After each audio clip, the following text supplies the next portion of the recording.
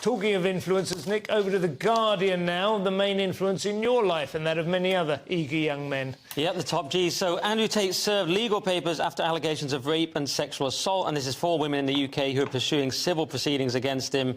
And they say things like that he choked them in 2014, one of them says. And again, it's the same thing with Tate. It's whether you believe it or not. I personally don't.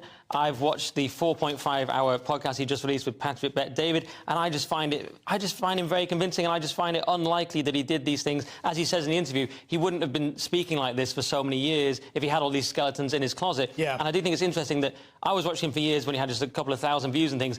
No one came out then, but if you were a public figure who was targeted, now these people come out. And that's my question. It's not so much if you like Tate or not, but do you want to live in a world where the state can decide they've got it in for you and then go after you? And that's what I believe has happened. It happened with Lauren Southern. She wasn't allowed into the country. It happens with influencers who are on the wrong side of politics. Well, I was going to say, I mean, you know, politically on the other side of the spectrum entirely, but Julian Assange was subjected to what I thought were fairly creaky allegations, because clearly America wanted to extradite him and bring him to justice for what they saw as a breach of security, which was a perfectly reasonable suspicion. I read a first-hand account of what happened in terms of with the woman. OK. And first-hand account by who, then? By her. Yeah, right. I'm not saying that even by her own case, I'm just saying that these things emerge. It's always slightly suspicious how they come out when they decide somebody needs to be brought down. I mean, there is no evidence this is like any deep state and stuff. As the lawyer says here, despite Tate's outrageous claims these women aren't real, on reading the papers, he should now recall how real they are,